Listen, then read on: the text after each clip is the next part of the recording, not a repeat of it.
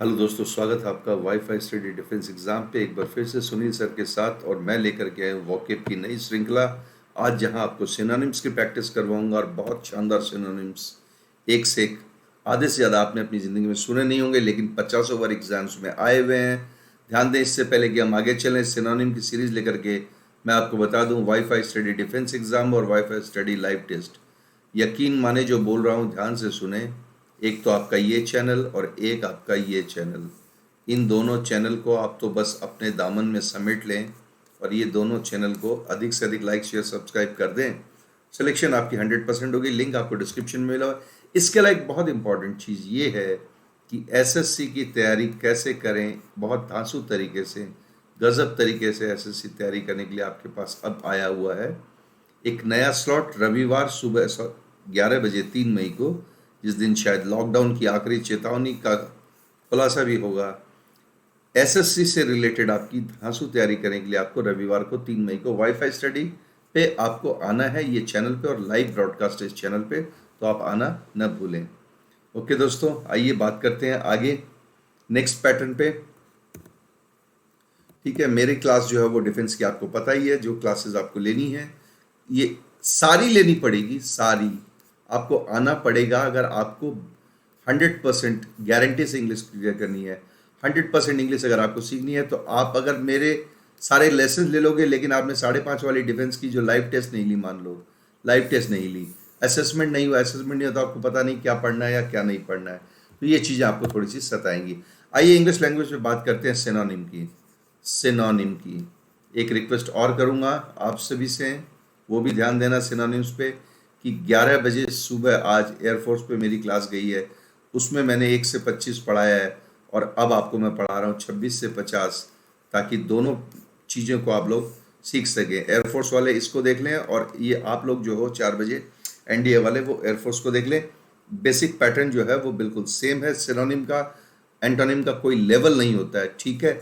पानी का भी पर्यायवाची नहीं आता है, भूत का नहीं आता है, शैतान का नहीं आता है, पिशाच का नहीं आता है, चुड़ैल का नहीं आता है, घोड़े का नहीं आता, हाथी का नहीं आता है, चींटी का नहीं आता है, गाय का नहीं आता है, बैल का नहीं आता है, हमको लोमड़ी का सिनोनिम नहीं आता, हमको भालू का सिनोनिम नहीं आता, हमको भेड़िए का सिनोनिम नहीं आता है। ये चीज़ें समझने की होती है दोस्तों। आप क्लास में रेगुलर प्रेजेंट रहिए, मैं आपको कराऊंगा। ऑटोनोमस, फ्रेंड्स बताइए, एनडीए की तैयारी कर रहे हैं। ऑटोनोमस का मतलब है जो अपनी मर्जी से चले, और जो अपनी मर्जी से चले वो सेल्फ गवर्नड होगा। सेल्फ माने स्व नियंत्रित और स्वशासित, स्वशासित और स्वनियंत्रित। तो ऑटोनोमस का मतलब हो गया डी फॉर देहरादून, और जवाब हो गया आपका सेल्फ गवर्न। आप बोलोगे इंडिपेंडेंस क्यों नहीं? नहीं, इंडिपेंडेंस क्या है दोस्तों? ये क्या है? नाउन है, जबकि यहाँ पर ऑटोनोमस क्या है? एडजेक्टिव है। हालांकि ये इसका बन सकता है वैसे तो देखा जाए तो, लेकिन इंडिपेंडेंट होता तो शायद हम सोचते, क्योंकि इंडिपेंडेंट एडजेक्टिव है। तो जिस पार्ट्स ऑफ स्पीच में होता है उसी पार्ट्स ऑफ स्पीच में उसको हमें रखना पड़ता है। रिजेंटमेंट का मतलब क्या होता है? रिजेंटमेंट का मतलब होता है नाराजगी, नाखुशी। नाखुशी या नाराजगी को इंग्लिश में रिजेंटमेंट कहते हैं। M I right? तो ये जो नाखुशी है किसी चीज़ के प्रति किसी की, वो आपकी डिस्प्लेजर से जाएगी। तो सही जवाब क्या हो जाएगा आपका इसका? सही जवाब इसका हो जाएगा आपका सी फॉर चंडीगढ़। कन्फर्मेशन आपको पता ही है, इरिटेशन चिड़चिड़ापन, एक्साइटमेंट उत्तेजना। तो बचा क्या? एक ही वर्ड ऐसा बचा जो आपकी नाराजगी या नाखुशी को बता सके। इसको ऐसे याद करेंगे कि 1905 में जब बंगाल का विभाजन किया लॉर्ड कर्जन ने, तो बंगाल की जनता में जबरदस्त रिजेंटमेंट था, अर्थात बड़ी नाखुशी और नाराजगी की भावनाएं आई हुई थी। ग्रेटिफाइंग, तुम्हारे तुम्हारे काम मुझे कभी ग्रेटिफाइंग नहीं लगते। तुम कुछ भी कर लो, तुम कभी भी सेटिस्फाइंग काम नहीं करते। तुम्हारे काम ग्रेटिफाइंग नहीं है, अर्थात तुम्हारे काम सेटिस्फाइंग नहीं है। मैं कुछ भी कर लूँ, मैं कितनी भी मेहनत कर लूँ, एनडीए का सिलेबस मैं कितना भी शानदार पढ़ा दूँ, इंग्लिश में कितनी भी गजब पढ़ा दूँ, लेकिन मैं एनडीए 4 बजे वालों को ग्रेटिफाई नहीं कर सकता, अर्थात मैं उन्हें सेटिस्फाई नहीं कर सकता। ये मेरा तरीका था वाक्य को शब्दों में समझाने का। ड्रिफ्ट का मतलब क्या होता है? बेमकसद बेइरादे भटकना। बेमकसद बेइरादे भटकना। तो बेमकसद बेइरादे से अगर आप भटकते हो, इसका मतलब ये है कि आप एमलेसली भटक रहे हो, सही जवाब क्या हो जाएगा? B for Bombay. बेमकसद, बे इरादे से, ठीक है ना, भटकना, मूव एमलेसली। फेनेटिसिज्म, फेनेटिज्म कहते हैं उन्माद को। उन्माद का मतलब चरम जोश, चरम जोश, और वो भी चरम जोश, वो भी बिना बात, बिना बात का चरम जोश, राइट, बिना बात का। अभी लोग तालियां, कुछ दिन पहले आपने 22 तारीख को, 23 तारीख को, जो भी अपने पिछले महीने ये तालियां, वो थाली बजाई थी, ताली बजाई थी। हमारे प्रधानमंत्री श्री मोदी जी ने कहा था कि ताली और थाली बजा के स्वागत करेंगे कोरोना का वायरस से लड़ने वाले हमारे स्वास्थ्य कर्मियों के उत्साहवर्धन में, तो हमने बजाई थी। लेकिन एक आध वीडियो हमने ऐसे देखे कि लोग उन्माद या चरमजोश के पागलपन की हद तक आ गए थे, पीट पीट के थालियां तोड़ दी। दोस्तों, उसको इंग्लिश में कहते हैं अनरीजनिंग एंथुजियाज्म, बिना कारण का चरम उत्साह, जोश जो किसी काम का नहीं। हम उसे बी के साथ जोड़ेंगे, फेनेटिसिज्म, ठीक है। सबवर्शन का मतलब होता है तबाह करना, तबाही, बर्बादी, तबाही, बर्बादी, राइट सर। एक फिल्म देखी होगी आपने, 1996 में आई थी, बॉर्डर। वहाँ खेत खलिहान सारे तबाह बर्बाद थे। बर्बादी के, तबाही के मंजर, सब तेरे नगर सब मेरे नगर, कुछ कहते हैं बर्बादी का ये अजगर, नफरत को हम बोते हैं। तो सबवर्शन का मतलब क्या होता है? तबाही या बर्बादी है। इसको इसलिए बोला है सबवर्शन का ये मंजर, ये तेरे नगर, ये मेरे नगर, ये डिस्ट्रक्शन, ये सबवर्शन हमसे कुछ कहते हैं, ये सबवर्शन, ये डिस्ट्रक्शन हमसे कुछ कहते हैं। हम अपने अपने खेतों में गेहूं की जगह, चावल की जगह बंदूकें क्यों बोते हैं? युद्ध के ये सबवर्शन, ये डिस्ट्रक्शन, ये कुछ तुझसे कहते हैं, कुछ मुझसे कहते हैं। तो इस तरह से हम इसको, है ना, थोड़ा सा निमोनिक बना देंगे। आइए, प्रेरोगेटिव, विशेषाधिकार। प्रेरोगेटिव किसी चीज को लेके किसी का क्या होता है? प्रेरोगेटिव होता है। तो ये होता है विशेष, विशेष अधिकार। तो विशेष अधिकार, प्रेरोगेटिव किसी को जब मिलता है तो याद रखें वो प्रिविलेज से मिलता है। Am I right? ठीक है ना। मैं बिना पास के संसद भवन में जा सकता हूं, बिना पास के संसद भवन में जा सकता हूं, ये मेरा प्रेरोगेटिव है। मुझे एक पत्रकार के रूप में एक प्रिविलेज प्राप्त है, विशेषाधिकार प्राप्त है। सही जवाब है डी, कर्सरी। दोस्तों, कर्सर तो आपको ये देखो, ये देख रहे हो आप, ये जो घूम रहा है आप देख रहे हो ना इस पे, ये जो ये देख रहे हो एक कर्सर, ये क्या कर रहा है? कम वक्त बड़ा जल्दबाजी कर रहा है, देखो कैसे भटक रहा है, ये जल्दबाजी। तो कोई चीज कर्सरी होती है, इसका मतलब वो बहुत जल्दबाजी, जल्दबाजी या उतावलेपन में होती है।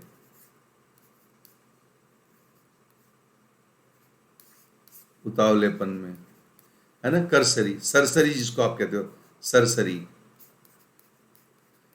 मतलब जल्दबाजी में। तो ये हरिड हो जाएगा, इसका जवाब का जवाब हो जाएगा दोस्तों हरिड, राइट। इंक्विजिटिव का मतलब जिज्ञासु, ईगर का मतलब उत्सुक, आतुर, शॉर्ट का मतलब लघु। तो सही जवाब इसका क्या हो जाएगा आपका? D for dinosaurs.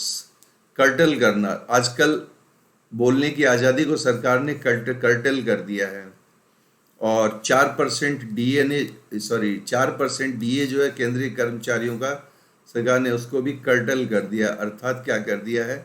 छोटा कर दिया है। अर्थात किसी चीज़ को कम कर देना, या लघु कर देना, या छोटा कर देना। तो कर्टल का मतलब है लघु कर देना।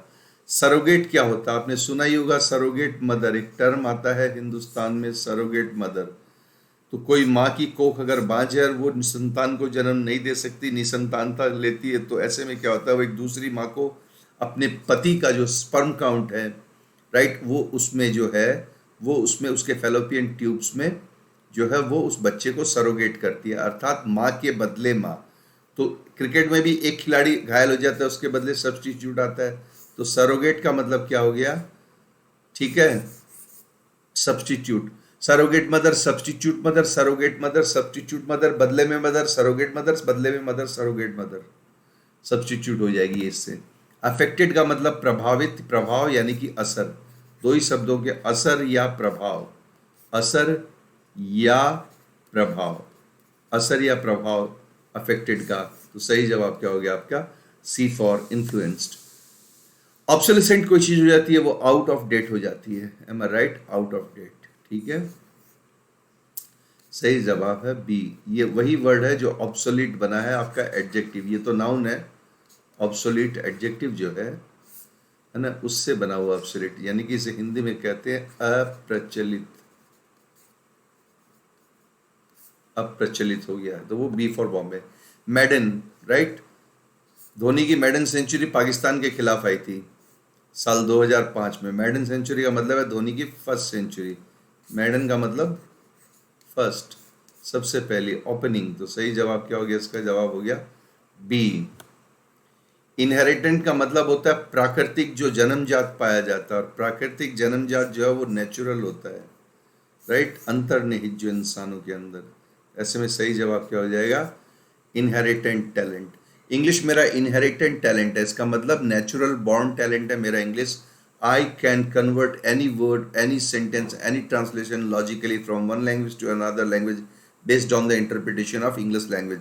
So English is my natural talent. English is my inherent talent. है ना। रेंजोवू, इसका उच्चारण भी सही कीजिएगा, इसका उच्चारण सीधा लास्ट में आ जाएगा वू, वू, जैसे डेजा वू वैसे रेंजोवू। रेंजोवू का मतलब होता है वो स्थान जहां पर दो लोग मिलते हैं, मीटिंग प्लेस को रेंजोवू कहते हैं। डी, ठीक है। इसका लास्ट का उच्चारण सही कीजिएगा, इसमें गलती ना कीजिएगा, इसको सीधा जवू कर दीजिएगा, है ना, रेंजोवू, डी से मीटिंग प्लेस, है ना, ठीक है ना। आगे चलेंगे, डिड्यूस। डिड्यूस का मतलब होता है नतीजा निकालना, नतीजा या परिणाम निकालना, निकालना। तुम मेरे साथ 2 घंटे से बात कर रहे हो इस मुद्दे पर, अब तुम बताओ तुमने क्या डिड्यूस किया, अर्थात तुमने क्या नतीजा निकाला। मैं तो यही इन्फर कर रहा हूं कि तुमसे बड़ा कमीना मैंने मेरी जिंदगी में नहीं देखा। इस तरह से दोस्त लोग बातें करते हैं, मुझसे 2 घंटे बात करके मैंने डिड्यूस किया, मैंने इन्फर किया, तुमसे 2 घंटे बात करके मैंने डिड्यूस किया, मैंने इन्फर किया कि तुम बहुत अच्छे इंसान हो। तो इस तरह की बातों को हम कन्वर्ट कर सकते हैं डी पॉइंट में। कंप्लाइंट का मतलब दोस्तों जो आसानी से आपकी बातों को सुने, सीखे, समझे, अर्थात सरल स्वभाव वाला, जो आपके आगे नतमस्तक हो, घुटने टेके और आपकी बातों को सहमत हो। आज्ञाकारी, आज्ञाकारी, है ना।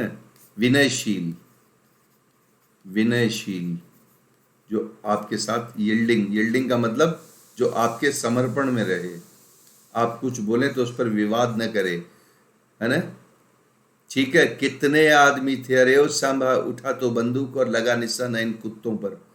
गब्बर सिंह को बोलने की जरूरत होती थी, अरे ओ सांभा, लगा तो बंदूक, उठा निशाना लगा इन कुत्तों पर। इसका मतलब गब्बर के लिए सांभा जो था वो बहुत ही कंप्लाइंट और यील्डिंग बंदा था, हर बात उसकी मानता था, समझ गए। तो सांबा जैसा डकैत जो था गब्बर के लिए बहुत ही कंप्लाइंट और यील्डिंग था। अब आज के बाद कभी नहीं भूलोगे, मेरी गारंटी है। एबोमिनेबल माने घृणित, यानी कि डिटेस्टेबल। एबोमिनेबल ये घृणा से जुड़ा हुआ, घृणित, घृणित, ठीक है ना। तो सही जवाब क्या हो गया, डिटेस्टेबल, ये हो गया आपका सी। फ्लैटरिंग जो होता है ये जो चापलूसी से, स्लॉपी ढलान वलान से रिलेटेड होता है। अट्रैक्टिव जो है वो उससे जुड़ा होता है आपके किसी चीज़ के आकर्षण से। तो सही जवाब क्या हो गया, एबोमिनेबल का डिटेस्टेबल, और एडजेक्टिव है ये, एडजेक्टिव। टोडीज मतलब चमचे, चमचे कहाँ है इसमें, टोडीज मतलब चमचे, चमचे दिख रहे हैं क्या आपको कहीं, है ना डी में। टोडीज मतलब, टोडीज की हिंदी क्या होती है, चमचे, चापलूस, चमचे या जो चापलूस होते हैं, एम आई राइट। सही जवाब है साइकोफेंट। साइकोफेंट का मतलब भी क्या होता है, चमेच हो गया यार ये तो, चमेच, चमचे या चापलूस। सही जवाब क्या हो गया दोस्तों, डी फॉर धनबाद। एबोमिनेट करना माने किसी से नफरत करना, एबोमिनेट, नफरत। डिटेस्ट करना, डिटेस्ट का मतलब भी नफरत, ये वर्ब है। देखो क्या होता है दोस्तों, समझा, ये वर्ब है, इसलिए ये भी क्या है, ये वर्ब है, तो ये भी वर्ब है। और पीछे चले आप, एबोमिनेबल ये क्या है, एडजेक्टिव है, तो डिटेस्टेबल भी क्या है, एडजेक्टिव है, ऐसे इंग्लिश पढ़ी जाती है। और डोसाइल, डोसाइल का मतलब जिसको आप आसानी से समझा सकें, काबू में ले सकें, नियंत्रित कर सकें, है ना, बहुत ही सरल सहज, सरल और सहज, जो आपके नियंत्रण में रहे, जो आपकी बातों को आसानी से मान ले, विवाद न करे, वो बहुत ही डोसाइल है। ठीक है ना। मेरा सर्वेंट जो है, मेरा काम करने वाला नौकर जो है, वो बहुत ही डिसाइल है, डोसाइल है, बिल्कुल नखरे नहीं करता, बहुत ही डोसाइल बंदा है, डोसाइल बंदा, है ना, गजब, है ना, शांत किस्म का। चेरिस का मतलब क्या होता है? चेरिस का मतलब होता है किसी को अपने नज़र के सामने बहुत प्यारा लगना, है ना, अति प्यारा। चेरिस का मतलब यहाँ पे होगा अति प्यारा। अब आप बोलोगे इंटीमेट क्यों नहीं, तो इमिटेट, इमिटेट, इमिटेट तो नकल करने वाला होता है, नकल करना। तो ये जो है, ये जो है होल्ड डियर, ये जो है, ये है प्यारा, तो ये इसके साथ बड़ी आसानी से चेरिस के साथ जुड़ जाएगा, अति प्यारा। तो सही जवाब का क्या हो जाएगा?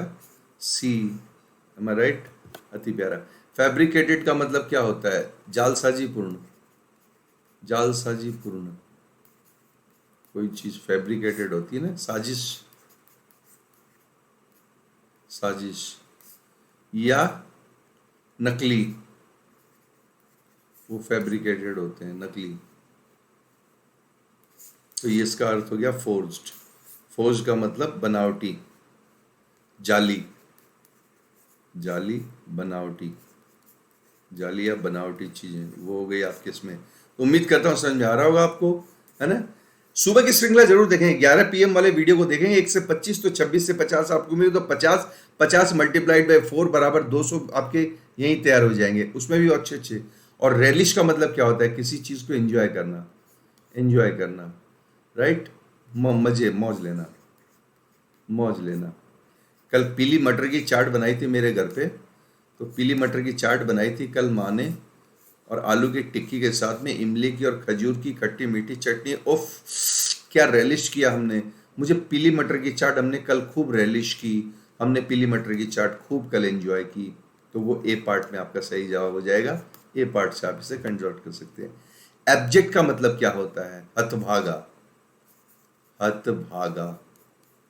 एक और वर्ड है अभागा, अभागा, जिसकी तकदीर फूट जाती है, दीनहीन जानकर सुमिरो पवन कुमार, बल बुद्धि विद्या देहूं। ये जो दीनहीन है ना, जो अभागे होते हैं, बहुत ही बदनसीब ये लोग, बदनसीब एक और वर्ड है इंग्लिश में, हिंदी में सॉरी, जिसका तकदीर फूटा होता है ना, बदनसीब, उसकी इंग्लिश होती है रेच्ड। रेच्ड का मतलब होता है अभागा, जिसकी तकदीर फूटी हुई होती है, राइट, है ना। मैंने 4 साल तक उससे प्यार किया, लेकिन एक दिन बिना बोले ही उसकी शादी हो गई और वो चली गई, उसने मुझे बताया तक नहीं। मुझसे रेच्ड कोई दुनिया में नहीं है, मेरा प्यार लुट गया, मुझसे एब्जेक्ट कोई बंदा नहीं है। I am I right? तो इसका मतलब ये हो गया कि अभागा। ये हुआ नहीं है, मैं तो सिर्फ मजाक कर रहा हूँ। Thank you very much. आप इसी चीज़ को मेरे साथ सीखते रहेंगे। सुनील सर है तो आपकी दुनिया है, सुनील सर है तो आपका करियर है। याद रखना, मुझसे जुड़े रहना, करियर को अगर ऊंचाई देना चाहते हो। सुबह 11 बजे वाला वीडियो देखेंगे, 11 AM वाला एयरफोर्स पे, और उसको लाइक शेयर सब्सक्राइब कर देंगे, और लाइव टेस्ट जरूर देंगे, लाइव टेस्ट जरूर देंगे। मेरे सारे अगर लेसन्स पे नहीं आओगे तो कामयाबी मुश्किल हो जाएगी। Thank you very much. और 3 तारीख को संडे है, 11 बजे ना भूलें आप बिल्कुल, ये चैनल आप देखना, इस पे आपको SSC के नए नए टिप्स दिए जाएंगे नाजुक तरीके से। और ये 2 चैनल जो है, इसको आप लगातार अपने पास रखेंगे। और ये सुनील सर है, और 2 PM कल मेरी क्लास हुई है 2 बजे अनअकैडमी पे। प्लीज़ ध्यान दें, अनअकैडमी पे कल मेरी 2 क्लास हुई है अनअकैडमी पे।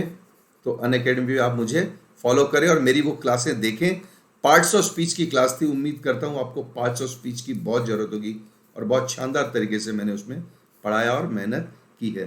तो इस वादे के साथ कि मैं बहुत जल्द आपसे फिर मिलूंगा, एक नए सेशन में, एक नए पैटर्न के साथ में, एक नए बिल्कुल प्रेजेंटेशन के साथ में। तब तक इजाज़त दीजिए, है ना, और सुरक्षित रहिए, कोरोना का पालन कीजिए, नियमों का, सोशल डिस्टेंसिंग न सही, फिजिकल डिस्टेंसिंग तो रखिए। Thank you very much.